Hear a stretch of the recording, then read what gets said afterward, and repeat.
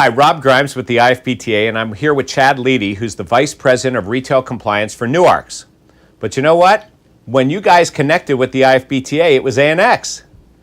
So yes, transitions have happened as you've become a member here. So, NuArx works not only in the hospitality side, but they work in retail, and I suspect some other particular areas as well. What is it that you've learned in those other industries that food and beverage really can learn from, or is headed for using the experience or the trend that's coming from one and floating into food and beverage? Well, it's interesting because if you look at the healthcare market, I think healthcare is going to be the next big area. You've got HIPAA that's already in place. Believe it or not, HIPAA is less prescriptive than PCI. So I think a lot of healthcare providers, hospitals are clamoring to catch up and really benefit from. They're clamoring to catch up to the retail and food and beverage industry? You'd be surprised at where they are. The great thing about healthcare is they do understand the compliance process. They're used to dealing with compliance, but from a technology standpoint, they do struggle with resources just like any other industry. Wow. But the challenge is they don't just have credit card data; they have healthcare. Yeah, a lot of personal data.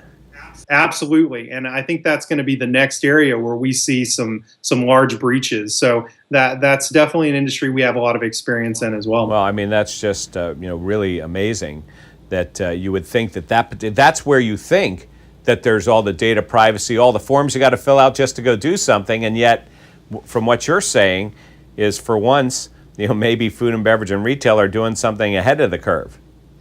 Well, yeah, and if you think about it, it's a similar issue to the franchisees. You have, these millions of doctors and individual pharmacists. Right. There are a lot of small business owners out there that really just are not focused on data security. And they have access to the data, and they need to have access to the data in order, because they have bigger liability issues if they give you the wrong drugs or if they do the wrong thing. Well, and HIPAA can be prosecuted. PCI, as you know, is not a law, but HIPAA is. So there are some huge consequences if there's a HIPAA breach. Well, perhaps, by the way, that last statement is, I think a lot of food and beverage operators somehow have the misconception that PCI is a law, because that's what they're being told, of sorts. And that's also why we see some of the larger organizations trying to make their own decisions as to which way to go, and it may or may not be, what's being pushed on them, from other different groups.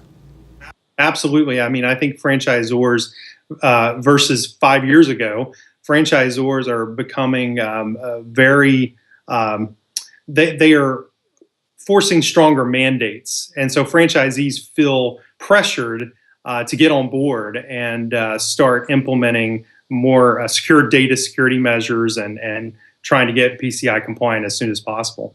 And I'm going to guess that even though these are buzzwords and things that they've had to be worried about, PCI compliance, EMV, data security, all these things over the last few years, I bet you there's still some misconceptions, in that particular area, especially by those smaller operators who need to follow the lead of the industry. So what kinds of things are there out there, some of the misconceptions that people may have about what this is all about, and maybe the importance of it to them? Absolutely. There are several misconceptions that we hear on a daily basis. One of them being that many merchants still think that their point of sale vendor or their merchant bank handles their compliance for them. And that's something that really, I think it's important because the merchant is really the sole responsible.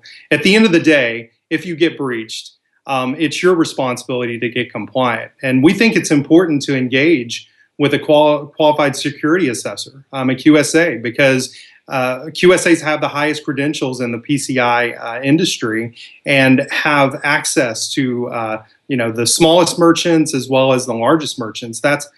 So it is important to engage with a professional. But as soon as there's a breach, what happens is the article in the newspaper starts to quote the POS guy, or the first finger that seems to be pointed, in fact, is the POS manufacturer, even from the operator. It's the first place they look. So I think what you're pointing out is perhaps that isn't the right place for the responsibility. Well, point of sale vendors are great at marketing, and they do tout their own PCI compliance. They have a different set of compliance requirements called PADSS, and that is a whole set of requirements that is different than PCI DSS, which is the merchant's compliance requirements. So it is important for your point of sale vendor to be compliant, but your set of requirements is beyond just their set of requirements. How do you? So I think people get confused because they see their point of sale vendor is compliant and they think that that automatically makes them compliant.